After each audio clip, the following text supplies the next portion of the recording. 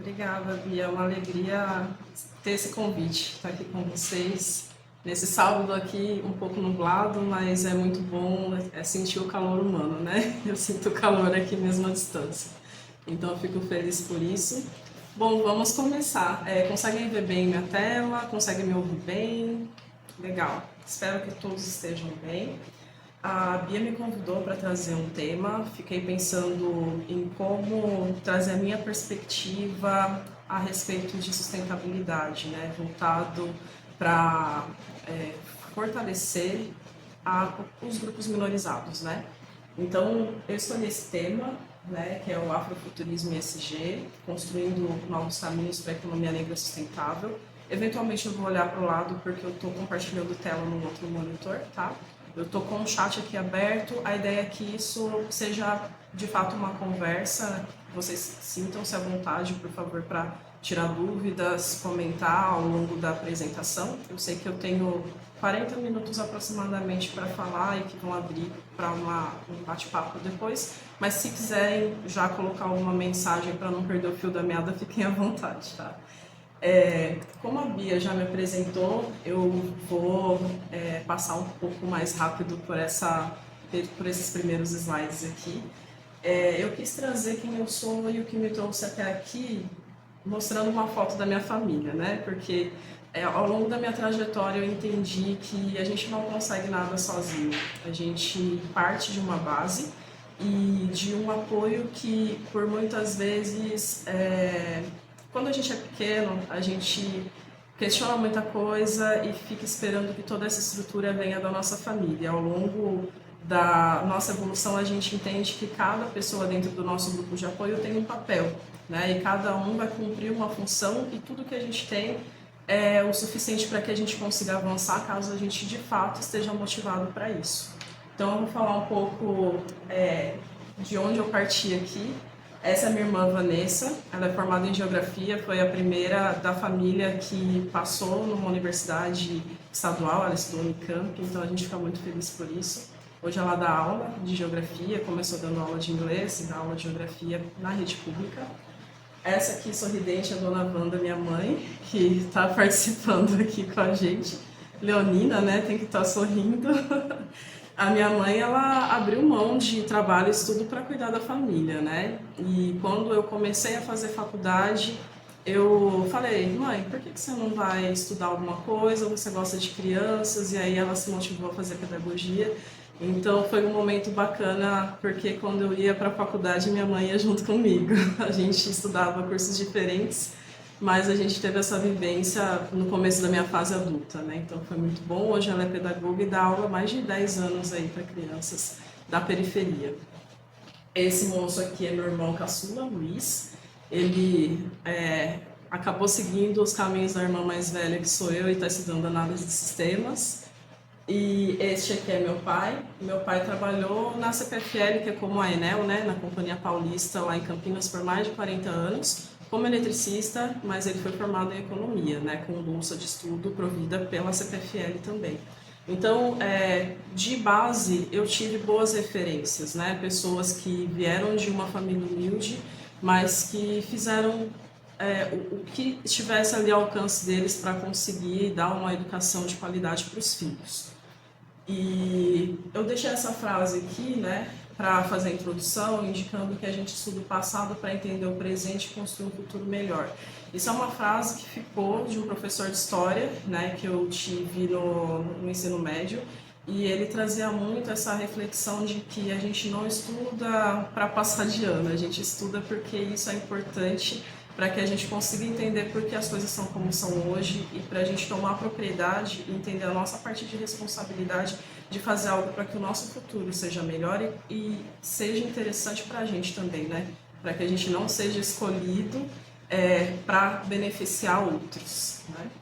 Então, desde cedo eu tive esse despertar para a desigualdade social, principalmente porque como meus pais investiram, né, muito nessa questão do estudo, eu tive a oportunidade de estudar pequena em escola particular e mesmo quando as coisas apertaram, eu estudei em escolas boas depois disso, né? Estudei no SESI, depois eu estudei em escola estadual, mas no centro da cidade, eu sou de Campinas, Então, eu estudei em escolas que ainda hoje são referência, né? E isso me fez começar a enxergar o mundo partindo do Jardim Florencio 2, região periférica de Campinas, onde eu cresci, comparando com as crianças que estudavam comigo e que iam para a Disney nas férias ou iam ver a neve, que eu nunca vi até hoje.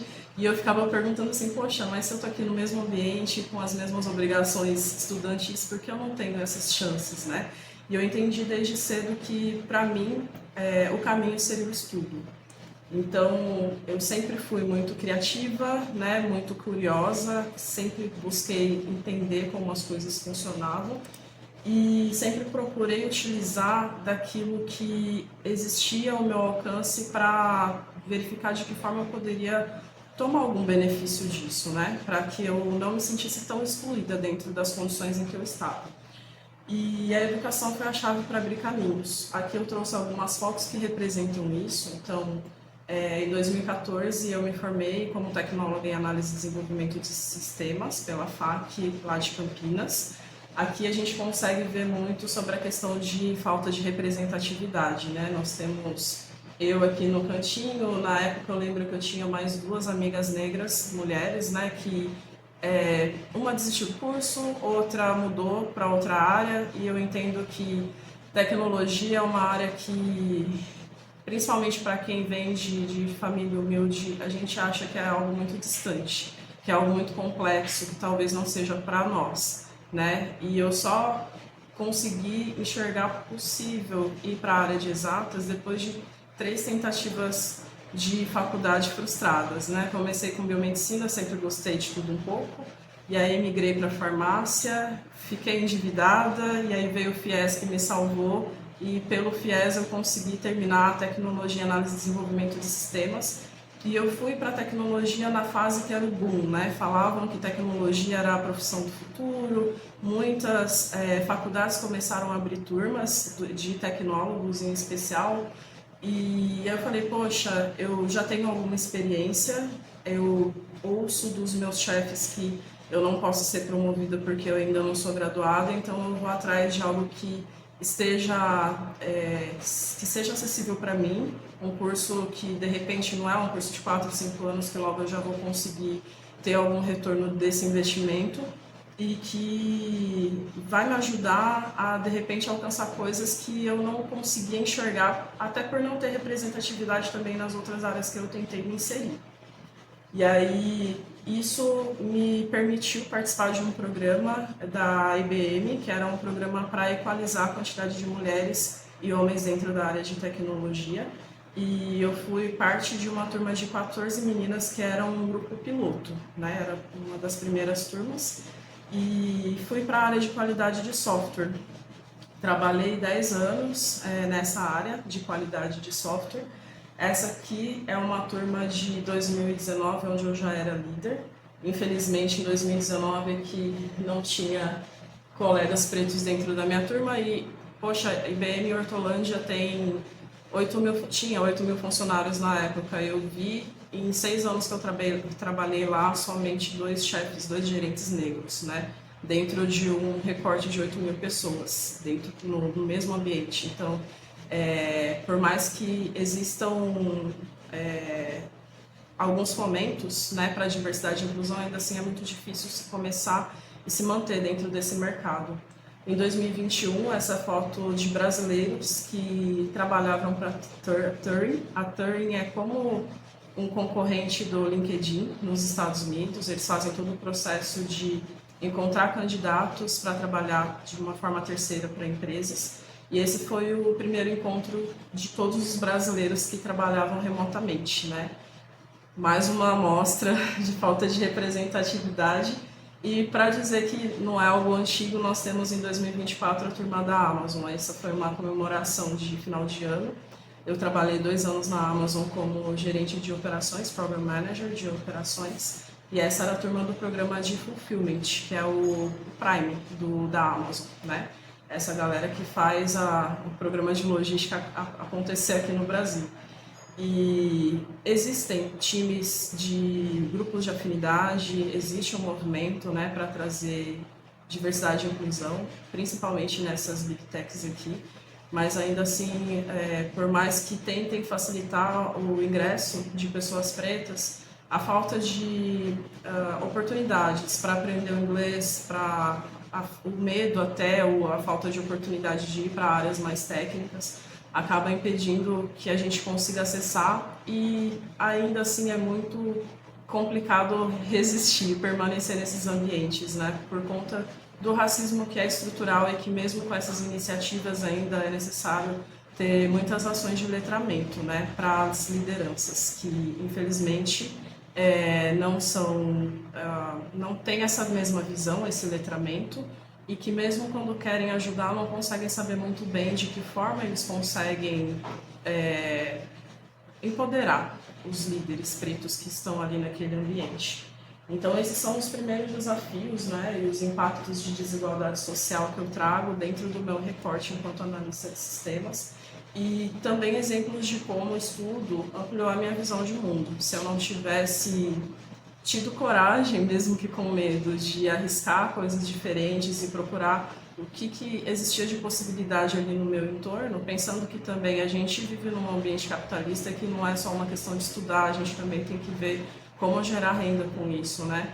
Essa foi a forma que eu consegui transitar para alcançar a minha autonomia financeira, para conseguir enxergar possibilidades de existência assim, nesse mundo, né, corporativo. Aqui eu trago um pouco sobre essa questão de saber assumir riscos, né? Que assumir riscos faz parte da jornada. Muitas vezes a gente não tem, pensando que eu tive uma referência boa familiar de pessoas que já frequentavam faculdade, e que não é uma realidade da maior parte das pessoas que vêm de onde eu vim, tá?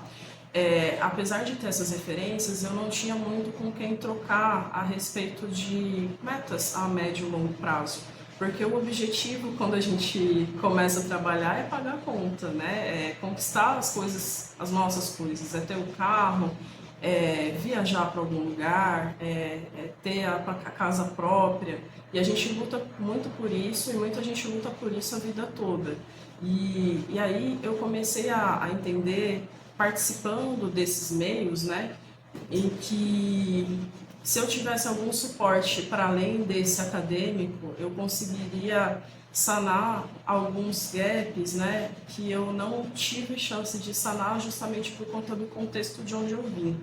Então eu entendi, por exemplo, que se eu tivesse um acesso a mentorias, eu poderia desenvolver habilidades tanto técnicas quanto comportamentais, para que eu conseguisse me posicionar da forma adequada no ambiente de trabalho e mostrar que eu era assim competente e daria conta do recado.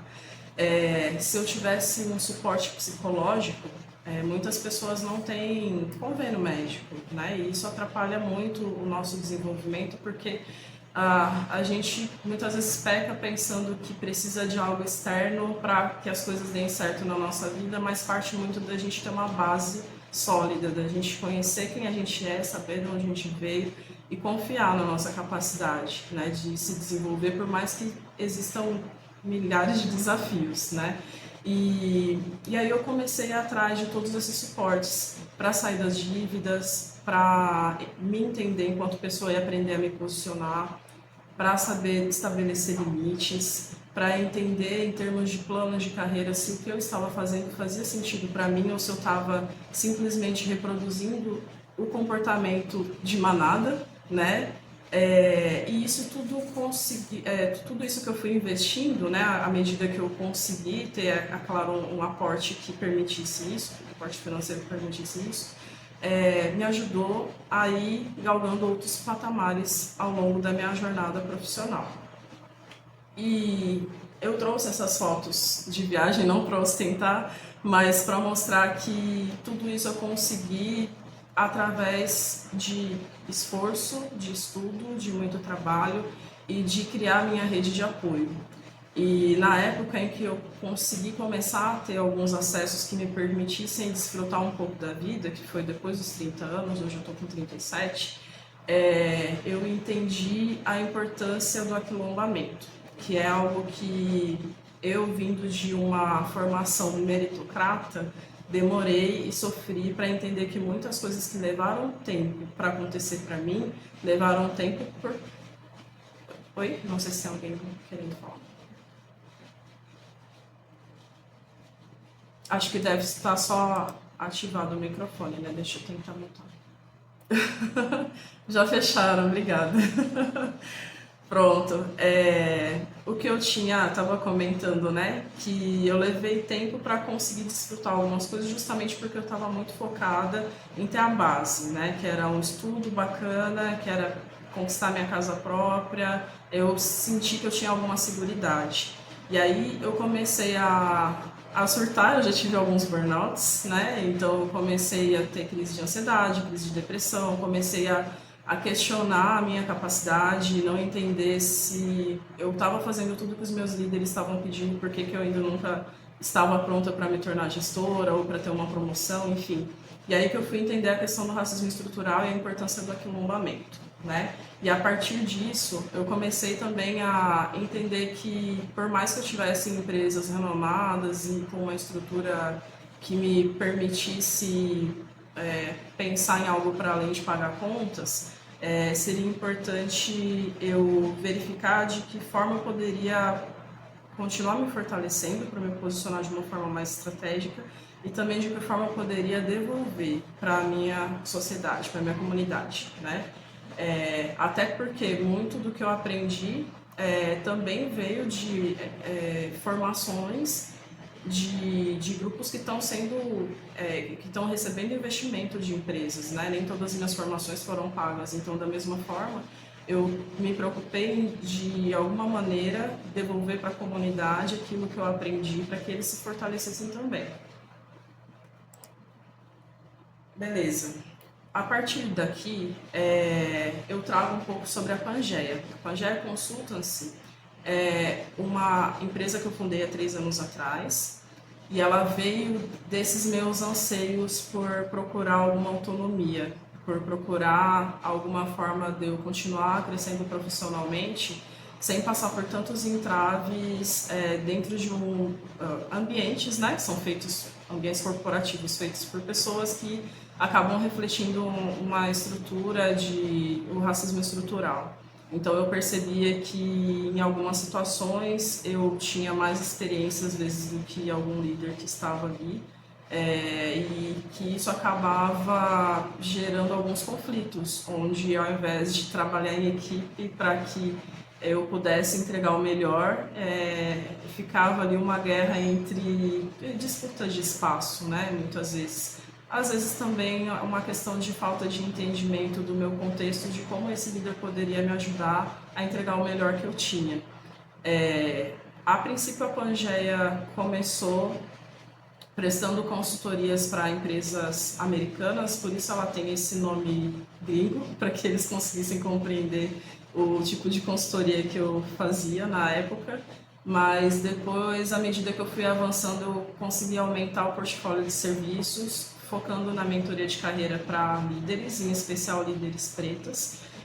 Muitas meninas começaram a me procurar, me enxergando como uma referência, isso eu digo na região aqui, né, de São Paulo, procurando saber o que eu fiz para conseguir avançar profissionalmente, procurando de alguma forma um grupo de apoio, né? Alguém que entendesse aquilo que elas passam e que pudesse ajudar compartilhando a minha vivência, tanto de conhecimento técnico quanto essas questões que são mais relacionadas ao comportamento, a pessoa também se permitir, né? Porque muitas vezes a gente começa de tanto ouvir vários nãos, a gente começa a achar que não é pra gente mesmo, que a gente não está pronto ou que a gente não tem perfil, né? Então é um trabalho muito voltado para empoderamento da liderança feminina, acaba por identificação que muitas delas são negras, mas outras mulheres brancas também vieram me procurar e alguns homens também. E a mentoria é muito focada nisso, sabe? Fortalecimento e empoderamento desses profissionais que já são muito qualificados. E em 2024 eu comecei a refletir muito sobre a minha permanência em empresas globais que tem ali grupos de afinidade, eu não sei se vocês todos estão familiarizados com esses termos, né? Mas existem grupos dentro das instituições que trabalham com pautas para poder fortalecer grupos minorizados. Então, tem uma liderança que trabalha em ações para pessoas com deficiência, pessoas negras, para veteranos, por exemplo. Enfim, e aí, dentro dessas comunidades, a gente trabalha em ações coletivas para poder fortalecer e trazer mais oportunidades.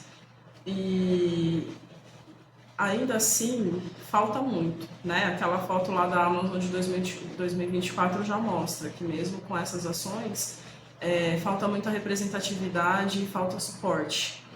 E aí, através da Pangeia, além da consultoria que é mais técnica e da consultoria de carreira, eu trouxe um portfólio de serviço voltado para prestar consultoria em gestão de projetos voltados para fomento. Então, eu me mudei para Embu das Artes, hoje eu moro aqui. E aqui em Embu das Artes, dentro desse recorte, existem muitos artistas que já trabalham há muitos anos e nunca tiveram condições de receber investimento por editais de fomento pela complexidade de você ler um edital, de você entender lei de incentivo, de você até trabalhar com tecnologias para poder subir o seu projeto numa plataforma para que ela seja avaliada, né? Essa foi uma ideia que foi trabalhada a quatro mãos. O Ivan está por aqui. Se quiser aparecer, Ivan, dá um oi pro pessoal. Ele é meu noivo e se tornou meu sócio. Ele trouxe essa ideia que me ajudou muito a adaptar o modelo de negócio, né? Então, eu prestava consultoria para empresas, agora eu presto consultoria para pessoas. E isso ajuda muito a fortalecer a nossa comunidade, principalmente porque grande parte dos nossos dos artistas, dos agentes culturais que trabalham com a gente, são pessoas pretas, pardas, são pessoas que vêm de periferia e que até conseguiram construir um nome, né? Por exemplo, o Joff Santos, ele é escultor aqui, ele tem obras que já foram apresentadas na Europa, no Japão, nos Estados Unidos, ele já vendeu para o mundo todo. Mas é um senhor de 70 anos, né? Então, como é que a gente vai conseguir permitir que pessoas que vêm de histórias diferentes acessem o mesmo fomento por um portal que é todo tecnológico, com uma linguagem que não é acessível? E aí, no fim, eu consigo traduzir todo esse tecnês dos editais para as pessoas que têm conhecimento e conseguem entregar algo com muita qualidade, né, através dessa consultoria. Dentro da consultoria também a gente acaba trabalhando essa questão da abordagem de psicanálise, né, como ferramenta para compreender os desafios e dar esse suporte para as pessoas que estão trabalhando com a gente, seja na consultoria de gestão de projetos ou na consultoria de carreira. Tá? E aí o nosso diferencial é que a consultoria ela acontece de uma forma acessível. A gente cobra um valor simbólico para começar a escrever o projeto da pessoa e somente se ela é contemplada, ela paga a parte que cabe à produção executiva, né? A consultoria de gestão de projetos. E isso então acaba ajudando muito os agentes culturais que não tiveram chance de passar num PROAC, no Aldir Blanc da vida, né, a ter o primeiro incentivo assim por editais de fomento. Então é bacana, em 7 meses a gente conseguiu aí angariar mais de R$230 mil para esses artistas trabalharem ao longo de 2025. Então fica até a dica aí para vocês seguirem a Pangeia para poder fortalecer e ver também os resultados, né, desses trabalhos que já começaram a ser realizados agora em 2025. A Bia, inclusive, é uma das pessoas que tem trabalhado com a gente e passou no primeiro edital, né, Bia? Né? No Aldir Blanc 3 de 2024. Está fazendo um trabalho bacana com as crianças. Se quiser comentar um pouquinho sobre a iniciativa. Obrigada. Nossa, eu fico honrada, né? Porque o pouquinho que eu vejo dos trabalhos da Bia, assim, a Bia, a Sandra, a galera de Ribeirão Preto, nossa, eu fico muito inspirada também com o trabalho de vocês. espero que a gente tenha muitos outros daqui para frente também. É muito legal esse fortalecimento, né? Inclusive, a partir... queria falar um pouco dessa questão da rede, né? A partir da rede que a gente constrói, quando a gente tem interesses em comum, todo mundo ganha, né? Eu ganho com a minha consultoria, a Bia ganha espalhando a mensagem, né? Essa questão do letramento, essa questão da pessoa valorizar a si, a sua história, né? Isso é muito importante para o social. E essa corrente vai se espalhando. Então, começou ali com a Sandra, que me apresentou a Bia, que me apresentou a Dani Marques, que tem um projeto incrível, que é do Silêncio ao Silício, que levou empreendedores pretos para os Estados Unidos, para as universidades lá, para o Vale do Silício.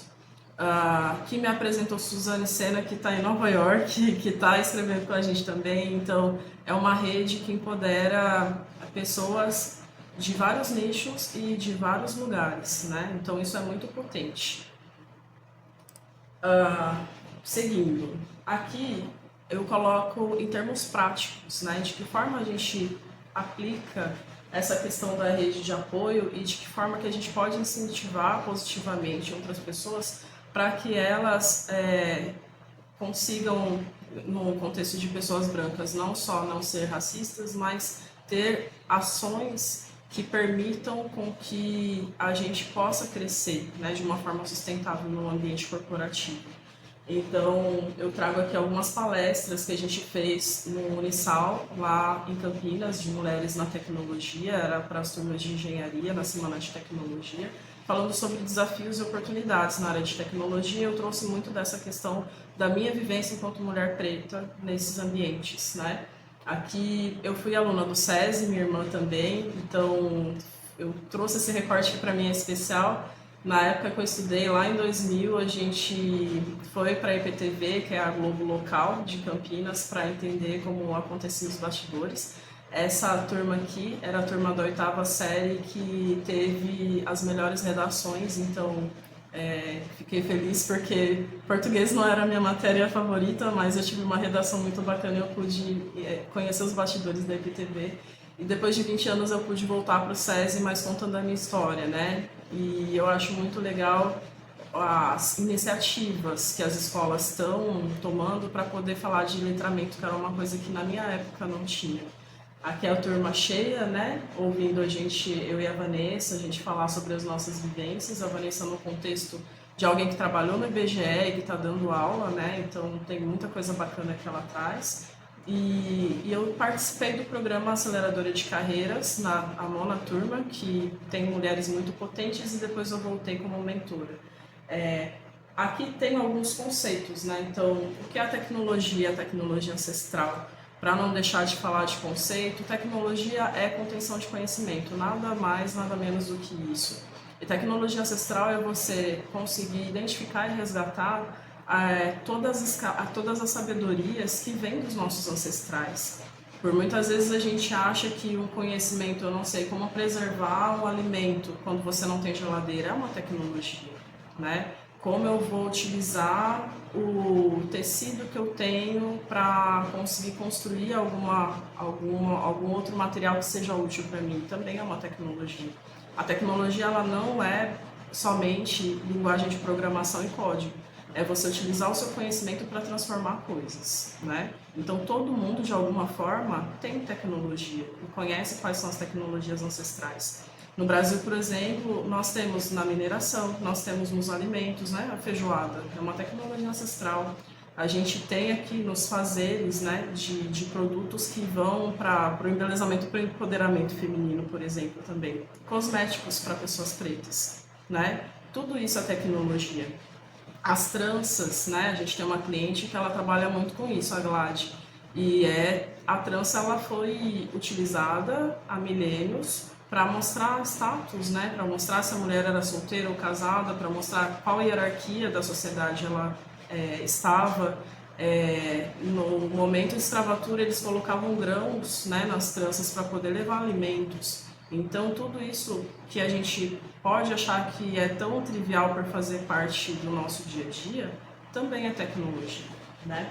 Então, eu queria desmistificar um pouco disso e falar que na questão do social e da economia negra, né, é importante a gente trabalhar com essas ações para reduzir desigualdade e para fortalecer as nossas redes de apoio.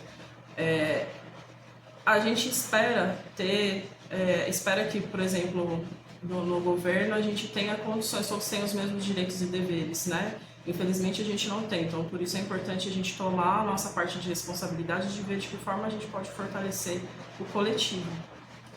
E aqui, sobre afrofuturismo, que eu quis trazer um pouco de conceito, né? Que ele é um movimento cultural, estético e filosófico. Ele combina com a cultura ancestral e a tecnologia para projetar futuros possíveis. Muitas vezes o afrofuturismo, quando a gente fala esse termo, a gente pensa muito em moda, né? A gente pensa numa imagem, numa estética, ou a gente pensa, por exemplo, naqueles vídeos que o pessoal está desenvolvendo a partir da tecnologia para conseguir projetar um futuro próspero para a população preta, caso ela não tivesse passado por todas as mazelas que passou, né? Mas na verdade o afrofuturismo ele também pode ser considerada essa projeção que a gente cria para o futuro a partir daquilo que a gente pode construir com as nossas tecnologias ancestrais e que cada um pode trazer dentro da sua vivência. No meu caso, enquanto analista de sistemas, eu aplico o afrofuturismo projetando um futuro sustentável a partir daquilo que eu conheço. Mas alguém que trabalha com comunicação, por exemplo, pode utilizar a comunicação como uma tecnologia para fortalecer a população preta ou qualquer outro grupo minorizado que esteja dentro desse contexto também, né, que se apoie, né? Enfim, aqui eu trago um pouco de fatos e dados sobre o mercado atual, né? A gente tem 55% da população brasileira que se identifica como preta ou parda e 5% da população brasileira conhece inglês. Pensando em tecnologias que a gente pode aplicar para se beneficiar com ela no futuro. Infelizmente, muito do que é novidade vem de fora, né? Então, por mais que existam leis de incentivo para uma pessoa preta entrar numa empresa, ela vai fazer um treinamento, o treinamento vai estar em inglês, o processo seletivo vai estar numa plataforma que vai estar em inglês, às vezes ela vai ter que prestar conta para um líder que está fora do Brasil. Então, é por isso que a gente vê muita gente que consegue ingressar nesses ambientes, muitas vezes como estagiário ou como analista, mas que infelizmente não consegue ir para um cargo de liderança, para um cargo de consultoria ou executivo, então mais difícil ainda. A gente tem ainda para complementar, né, esse contexto atual, que o Brasil registrou o maior número de afastamentos por ansiedade e depressão nos últimos 10 anos. E que recentemente a gente tem empresas de fora, que também atuam aqui no Brasil, que estão encerrando seus programas de diversidade, equidade e inclusão. Eles param de investir nessas ações e com isso a população preta acaba se sentindo amedrontada, até com uma sensação de que isso é uma mensagem para que a gente se silencie e pare de se posicionar estrategicamente para procurar ter crescimento dentro das empresas, para ocupar o nosso espaço e ter o reconhecimento que a gente merece por direito pelo nosso trabalho. E eu não trago isso com a intenção de mostrar que tudo está muito ruim, mas mostrar que a situação é crítica e que por isso é importante a gente ter o aquilombamento, a gente fazer aquilo que está no nosso alcance para poder se fortalecer e para que a gente possa se manter bem também dentro de um contexto tão caótico que é o que se apresenta em algumas situações. E aí, então, por conta disso, esses são alguns exemplos, né? Existem programas tanto nacionais quanto fora do Brasil que têm essa intenção do aquilombar. Tem o Forbes Black, por exemplo, né, que é uma rede de apoio de líderes negros que recebem pessoas de todo mundo que podem se cadastrar para poder discutir temáticas, né, de liderança, oportunidades. Existe... O Amber veio aqui para falar hoje. Lá na Amazon tinha o Black Employee Network, que era o grupo de afinidade, onde eu participei como líder para desenvolver iniciativas de desenvolvimento de carreira para pessoas pretas. Existe a Feira Preta e não só a parte de fortalecer pagando, né, pela arte de uma pessoa preta, mas também participando das palestras, das discussões que acontecem na Feira Preta. Rede Mulher Empreendedora. Em Campinas teve o Exponência Afro, que eu fui convidada no ano passado para assistir. Eu achei muito bacana, porque vindo de Campinas eu não conhecia muitos líderes pretos, então eu também não conseguia enxergar como me fortalecer dentro desse contexto lá. E esse evento aqui eu quis trazer que foi bem bacana, né? O Prêmio Potências foi feito pela Preta Gil para poder homenagear artistas, ativistas negros, né? Todos os protagonistas negros de vários segmentos, visto que muitas vezes o reconhecimento não vem de fora. Então é importante, quando não vem de fora, que a gente saiba quem a gente é, o que a gente pode, e que a gente mesmo saiba se reconhecer e reconhecer os nossos, né? Para que a gente não baixa a guarda, baixa a autoestima quando o reconhecimento não vem de fora. O aquilomboamento e a economia negra sustentável, é importante a gente falar sobre a força do coletivo, a construção de futuros protagonizados por pessoas pretas, e que o afrofuturismo também pode inspirar novas formas de filantropia negra em soluções inovadoras para questões estruturais de desigualdade. Nem sempre a gente consegue se aquilombar no nosso bairro, na nossa cidade, no nosso estado, até porque cada um tem uma história e cada um busca uma coisa diferente. E eu quis trazer essa foto que para mim também é bastante especial, que foi a formatura do programa executivo lá em Ohio, onde essa galera representa 10% da população que estava ali fazendo o programa executivo. E na nossa turma de vendas e negociação, a gente representava 6% da turma. Né? Então, ainda é pouco, mas é muito bom quando a gente consegue transitar pelos lugares e se enxergar na outra pessoa que está ali do nosso lado. E enxergar que nós não somos mais os únicos, somos poucos, mas a gente está conseguindo aos poucos conquistar espaço e fortalecer a nossa rede. Pronto, aqui a gente já encaminha para o encerramento da apresentação. Eu coloco como algumas reflexões, né, para a construção do futuro que a gente quer. O que a gente quer? A gente quer representatividade, a gente quer ser reconhecido, a gente quer ser valorizado, mas que para que isso aconteça é importante ter o apoio para o desenvolvimento sustentável. Né? Eu trago algumas simbologias aqui. O Sankofa fala muito, né, de você olhar para trás para conseguir utilizar aquilo que você tem como bagagem para projetar o futuro. E é importante que a gente tenha esse exercício no dia a dia, porque muitas vezes a gente fala assim, nossa, mas falta dinheiro, nossa, mas falta tempo, nossa, mas falta conhecimento, mas e aquilo que você já tem? E aquilo que você já construiu? Será que a gente está pedindo ajuda ou está pedindo ajuda para as pessoas certas, né? De repente é isso que é o gatilho para conseguir fazer a diferença e construir a solução que é necessária. O futuro é coletivo, né? É importante saber e reforçar que a gente não consegue nada sozinho. Como o Rafael falou no começo da apresentação, né? Quando a gente vai sozinho, a gente... Como que é? Você pode repetir? Já me perdi. Quando sozinho, não, você vai... Isso. Pronto. Quando a gente anda em grupo, a gente vai longe. Obrigada.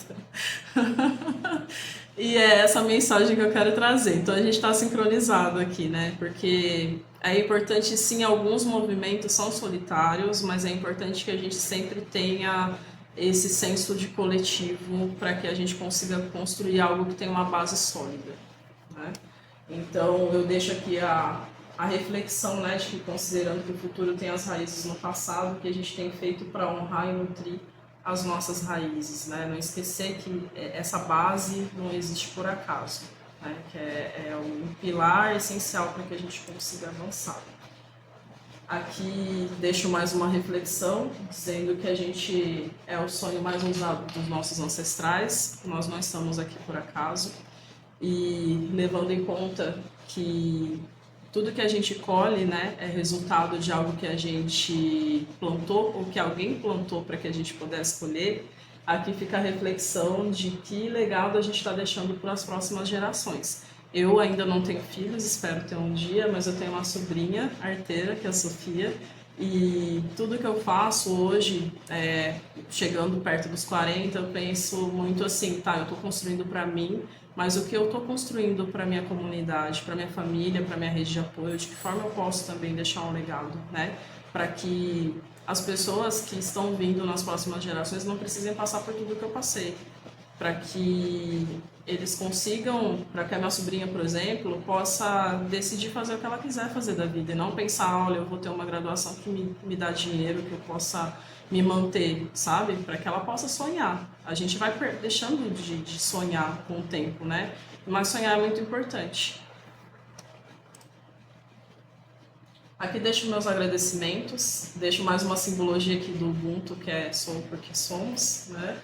Quero agradecer a Afroafetividades pelo espaço, a Bia pelo convite, Ivan, que é meu sócio, meu noivo, aí, pelo fortalecimento, aos presentes participantes, sei que minha mãe está aqui também. Mãe, obrigada. Eu sei que ela não está muito bem hoje, mas ela entrou para assistir, então estou muito feliz. E a família, aos ancestrais, todos vocês, por estarem aqui comigo e dedicar um pouco do tempo de vocês, que é um dos nossos bens mais valiosos. Espero que vocês tenham gostado. Eu abro agora para roda de conversas. E eu deixo meus contatos.